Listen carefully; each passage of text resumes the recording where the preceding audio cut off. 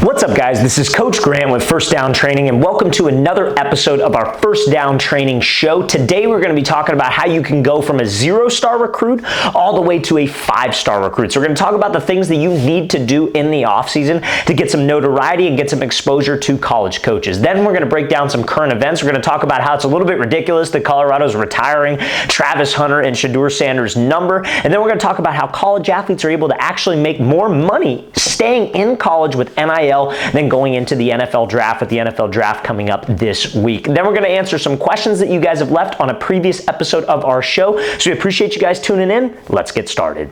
So if you're watching this and you're an unnoticed recruit, or maybe you're like an 8th grader, a 7th grader, a freshman in high school, and you were trying to figure out, hey, what can I do to get some college exposure? How do all these guys have all these offers? What does that process actually go? Or what is that process actually like? And that's what we're going to be discussing in this show. So first things first, guys, there's a lot of crap out there about athletes getting offers and, when they're like in 7th grade, 8th grade, even freshmen in high school. And to be 100% honest with you, all those are fake. Those are not real legitimate offers. You cannot receive a legitimate scholarship offer until the summer before your junior year, and you need varsity film to be able to obtain that legitimate scholarship offer.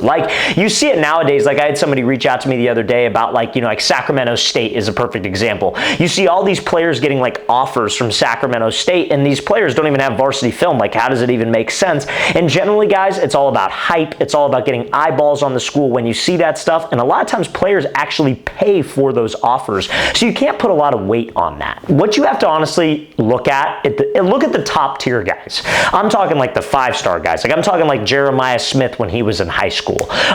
Different receivers that you see every year, like Jonte Cook when he was in high school. The top tier guys all have great film. They maybe started on varsity as a freshman, maybe they started on varsity as a sophomore, maybe both. And they have a solid, legitimate varsity highlight tape.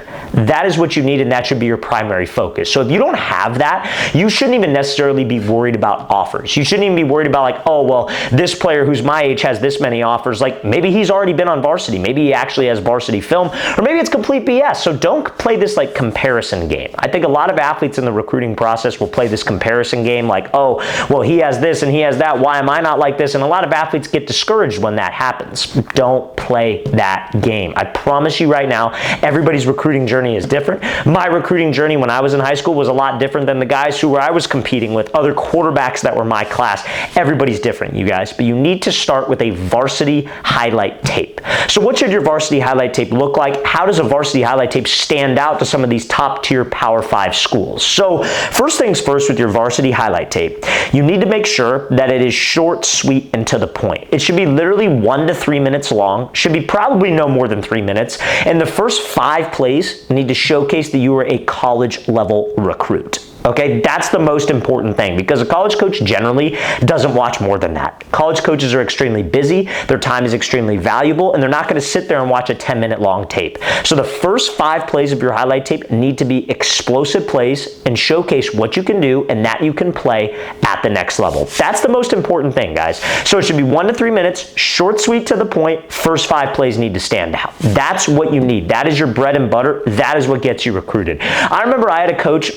It was my sophomore year of high school, and he was an old school guy. He had to have been in his 80s. He was up there, and he retired after this year.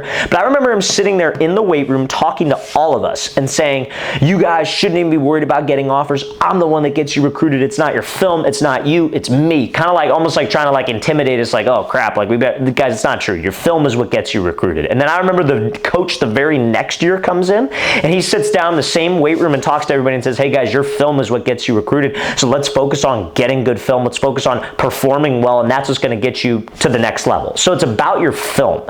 Even more so nowadays, if you're a high school athlete watching this, what is the most popular topic in college football world? Transfer portal, NIL, and then probably the new JUCO rules, where you could go to a JUCO for 2 years and then be able to transfer to a 4-year school and have 4 years of eligibility. So it is harder than ever to get a legitimate scholarship offer as a high school player. So you need really good film. Okay, that's your bread and butter. I don't care where you live. You could go to a really small school. You could live in a small town. You could go to a high school that's bad. If you have good film, you're setting yourself up to be able to be recruited. Now, there are different levels to it, right? So where I live in Southern California. In Southern California, if you have just decent film and like you're playing really good schools, you're going to get recruited because the talent level is much higher. Now, let's say you live in the middle of nowhere, Illinois, and you go to a really small school and you're maybe not playing schools that are super talented. A lot of athletes want to transfer out of that situation. I don't think you have to. You just need to understand that your film needs to be dominant. It needs to be dominant film. It needs to be clear that you are the best player on the tape no matter what. And it's not JV film, not freshman film, varsity level film. Are you the best player on the field or are you not? And again, maybe you don't have to be, right? Because we're talking about like, the title of this video is 0 star to 5 star, right?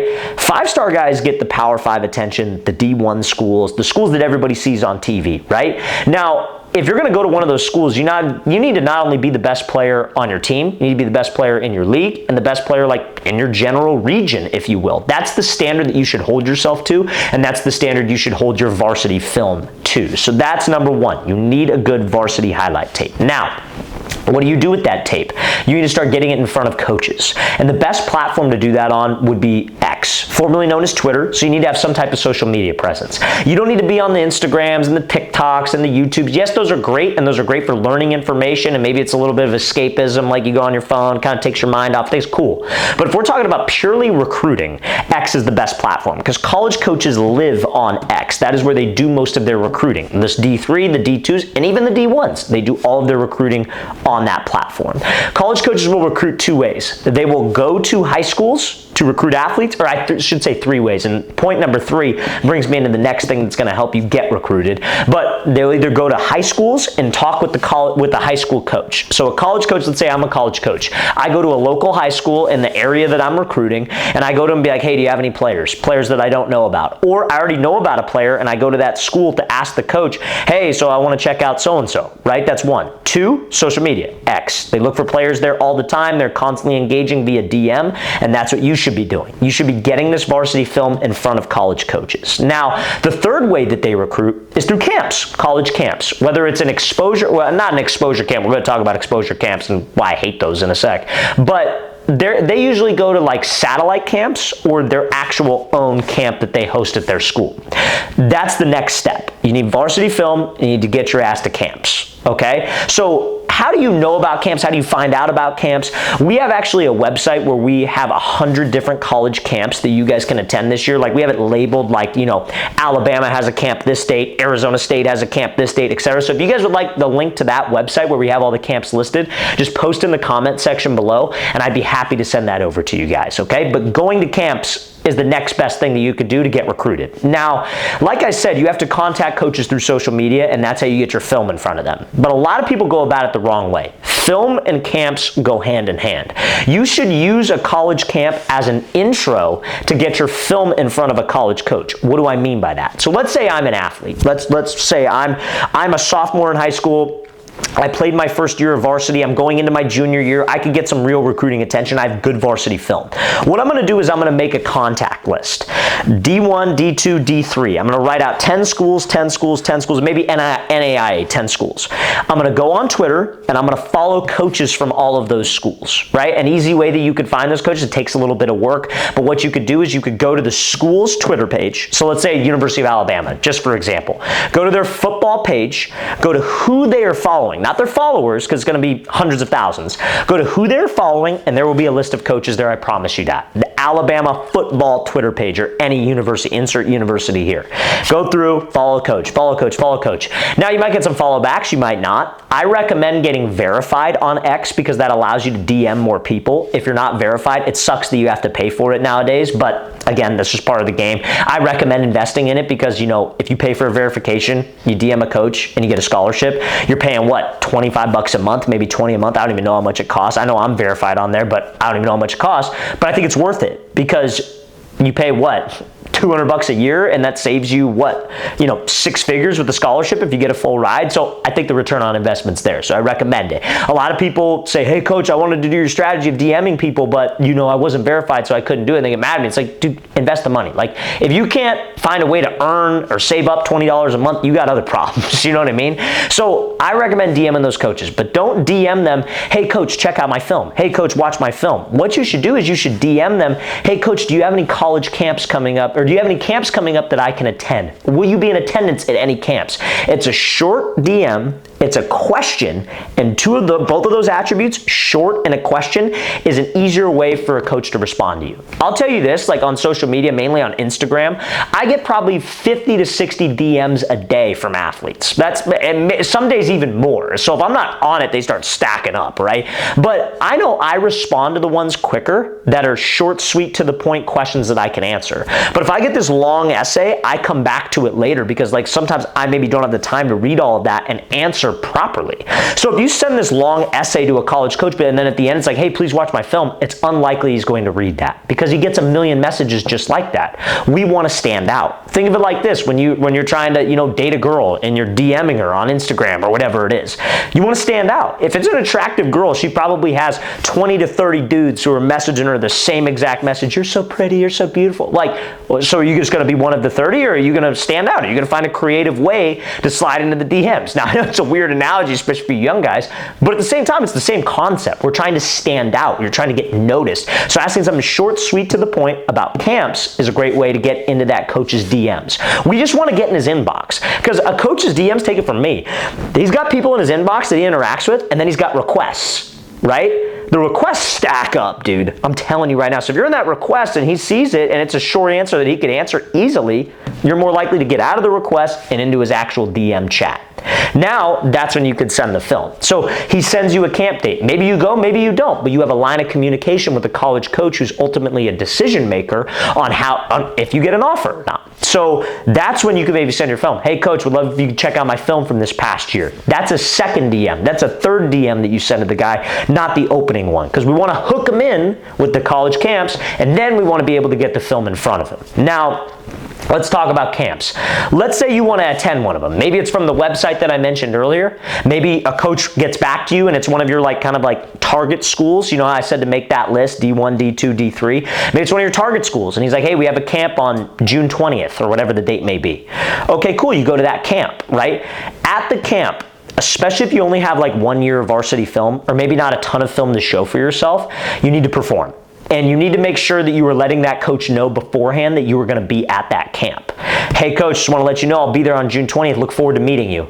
Maybe the day of the camp, text him in the morning and say something too as well. So maybe he knows to look for you at the camp. Maybe you see him at the camp and you say, hey, coach, I was the one messaging you this morning, really great to meet you, etc. Builds a relationship. Maybe he starts paying attention to what you're doing. Maybe he likes what you're doing, and that can lead to some notoriety and some exposure. So that's how I would handle college camps, and that's how I would handle DMs actually sending your film.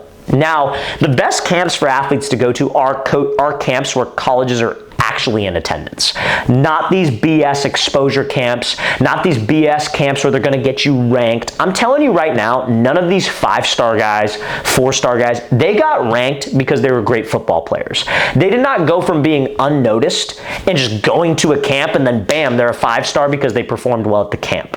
Okay? They got ranked because these recruiting sites wanted to rank them because they're the ones getting all the offers. And I guarantee you, all these top tier guys could care less about what their star ranking is. They just want to go play college football. And nowadays, if you're a 4-star, 5-star, they care about getting paid because of NIL, and that's a whole other conversation. So don't fall for the exposure camps. Don't fall for the ranking system. That's not how actual recruiting is done.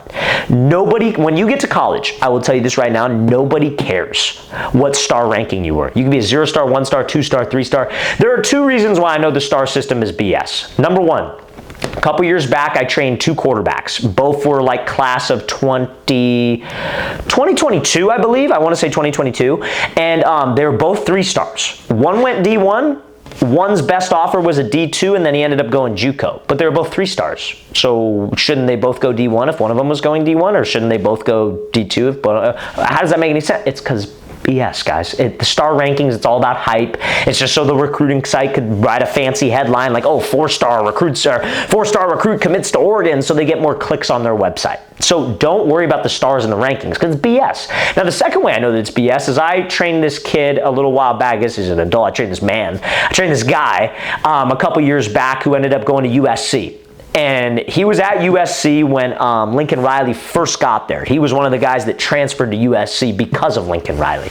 And they were saying that they had this whole class come in of like 4 stars and 5 stars, and they were literally clowning on the 4 stars and 5 stars in the weight room and on the practice field because they're like, man, you're ranked a 4-star, you're trash, like you're not good. Like these were legit conversations that they were having and talking trash to the guy. They don't care, bro. When you get to that college level, they could care less. It actually works against you that you are a 5-star because people want to be like, well, what's this guy made of? Is he actually even really that good? Let's see. So they start testing you. They start going at you in practice a little bit more. So I don't want you to worry about the star rankings. I just want you about playing college. Worry about getting a scholarship and being able to play college football and making sure that your parents don't actually have to pay for college. That's the name of the game, and that is the whole purpose of that. Okay, you guys? So Twitter, going to college camps. Now, what happens after a college camp? Don't go to the exposure camps. Go where college coaches are actually there. After the camp, what I would do, honestly, is go up to the same coach or maybe a coach that you're working with, your position coach. Hey, coach, really want to thank you for the time. If you don't have his Twitter, maybe get his Twitter, right? Thank him for his time. Shoot him a DM after. Hey, coach, it was really great meeting you. Here's my film from this past season. Hope you could check it out. I was camper such and such. Here's a photo that we took. So he maybe remembers you and he's like, oh yeah, that kid was pretty good. Maybe I will check out his film. Those are the things that you need to do to lead to real exposure and real attention. Recruiting is a very personal game. You know what I mean? It's all about relationships. Now, because again, the relationships that you have with these coaches will carry over. Because I'll tell you this right now about the college coaching world, there's a ton of turnover, right? Guys will be at one school one year and then another school next year. So maybe when you're going into your senior year, this other school is looking for a position. He's like, hey, I got this relationship with this kid. I remember him at a camp. Maybe we could get him. That's how recruiting goes. It's all about relationships, and the best place to build relationships, social media on X, and then obviously at college camps. Don't fall for the exposure camps. Don't fall for the BS. Now, like I told you guys, at the end of the day, we want a real scholarship offer, right? We do not want a fake offer. We do not want a verbal offer. We want a real scholarship offer. So this is how kind of the recruiting process breaks down, and this is what you need to ask when you do actually attain a legitimate offer, is we want to pay attention if the offers are committable or non-committable. So what a college coach will do is, let's say he's recruiting a tight end, right? He'll offer 10 tight ends, right? He'll only really want to take offers 1, 2, and 3. So on the board, let's say he ranks them all by skill level, 1 through 10. He will take 1, 2, or 3 if they sign. So those are committable. Coach offers you, says, hey, we would love to give you a scholarship offer. Great, coach. Is it a committable offer? Because if you're a 4, 5, 6, 7, 8, 9, 10, he might say, oh, well, it's not really, it's non-committable. You can't commit on it yet.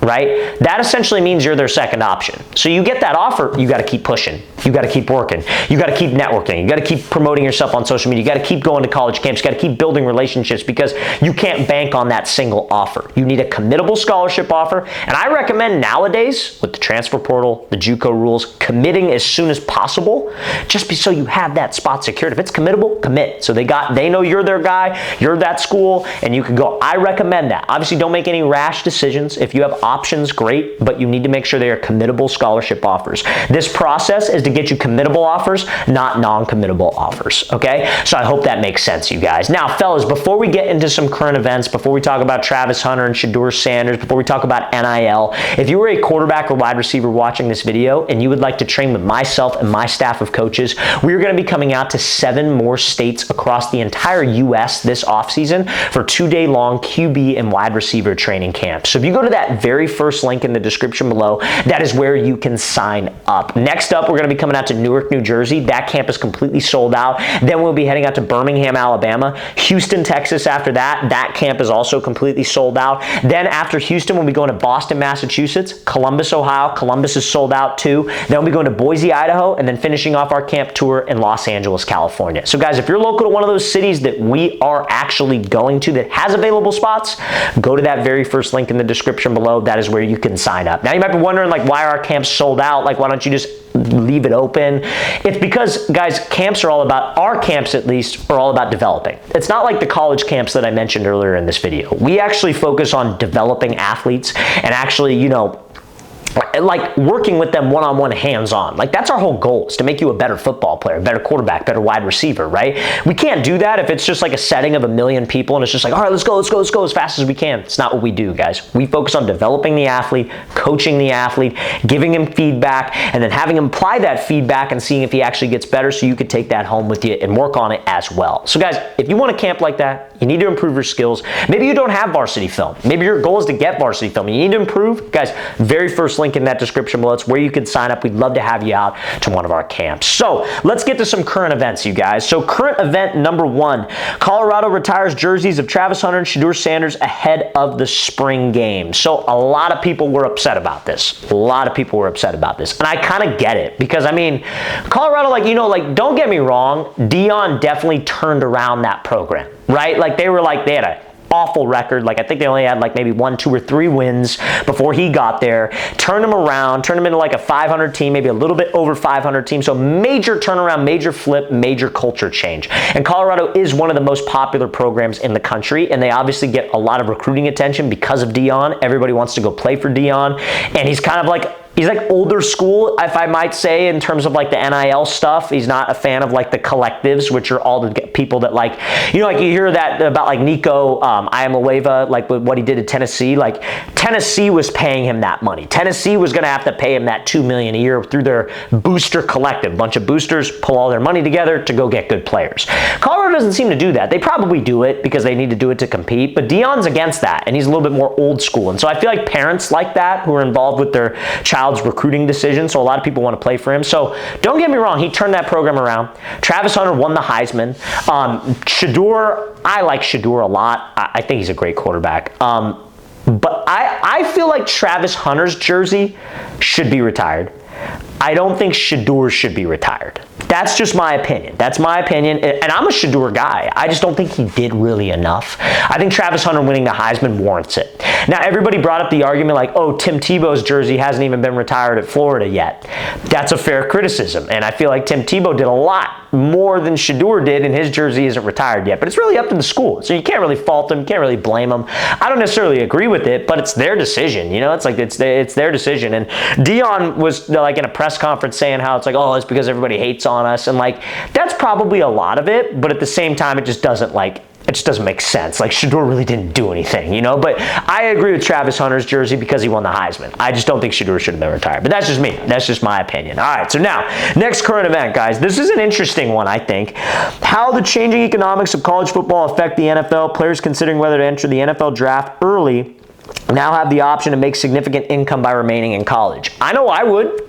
Dude, I would. Hell, I would honestly, like, if I know a dude who he was committed to like where was he at? He was at Washington, and he went to like Corona Del Mar High School, which is in Southern California where I live, and he was gonna go into the draft, but he was gonna be a late draft pick, and I want to say a school that he transferred to, they offered him like $500K to stay, and that would have been more than what he was making on his rookie contract, so he just stayed in college and played a year. So honestly, like, if I wasn't gonna be like if I wasn't like a top 15 pick where you're getting a big signing bonus, I probably would stay in college. That's my opinion. I'd love to know what you guys think, and you could post that in the comments below. But if it were me, I would personally, if I'm not top 15 and I'm not getting a huge signing bonus, then I'm staying in college, because it's like, I'm staying in college, lower competition level, another year to develop my skills, another year to maybe improve my draft stock.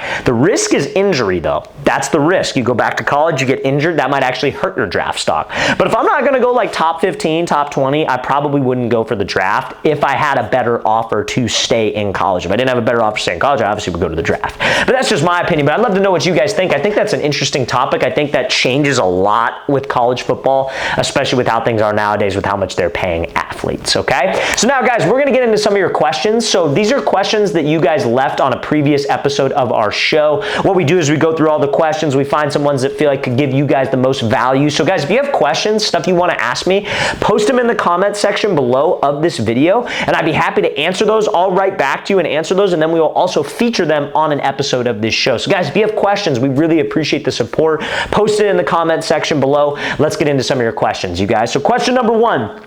From Gavin Wilson 1250, when DMing a coach at a school, would I DM the head coach, position coach, or others? Good question. So definitely not the head coach, definitely not the coordinators. You want to DM either your position coach or the recruiting coordinator for your area. So let's say, for example, you're a wide receiver. I recommend DMing the receiver coach, and then sometimes what they'll have listed in their bio on X, or formerly known as Twitter, is that they will have like recruiting coordinator for California. Let's say that, for example. Because what colleges will do is they'll send one coach, and it doesn't necessarily need to be the receiver coach. Let's say it's the offensive line coach.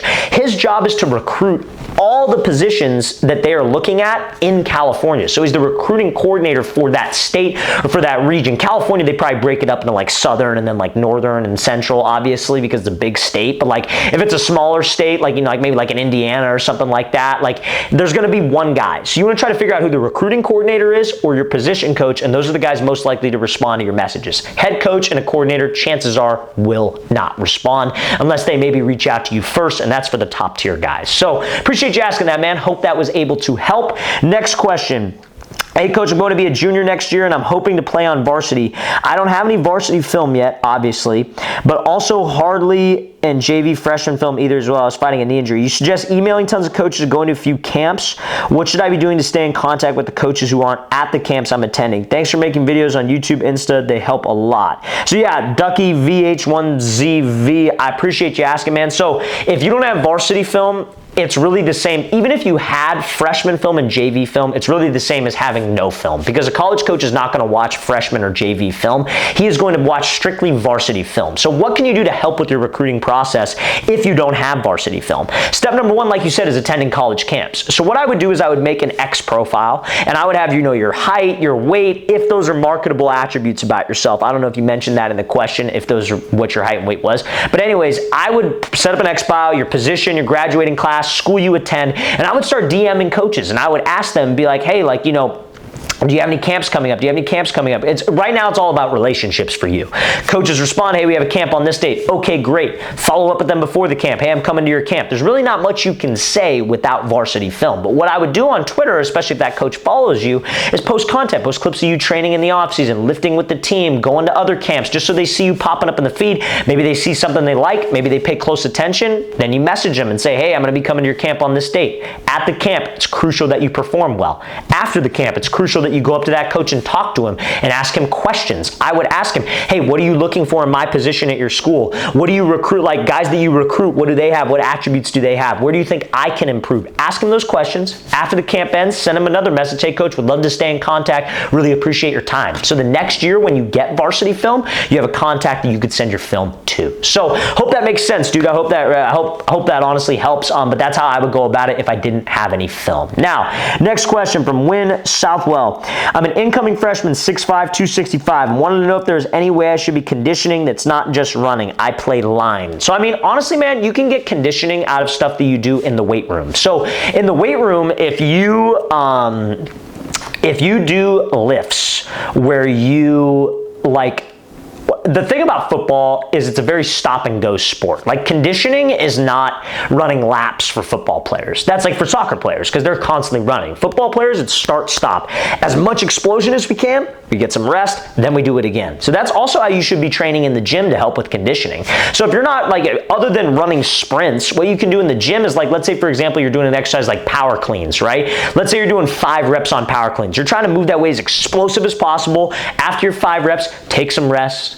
Minute and a half, go at it again. Because you're trying to build that conditioning that you need for a game. Football is very stop and go. It's a fast twitch muscle fiber sport. So that's how you have to train in the gym, and that's also how you have to condition. Okay? So I hope that makes sense. So fellas, guys, appreciate everybody tuning in. Seriously, if you have questions, other things that you want to ask me and be featured on another episode of our show, don't hesitate. Post those questions in the comment section below. We'd love to get back to you guys, love to feature you on another episode, but we seriously really appreciate you guys tuning in. Hope this was able to help. We'll see you next time.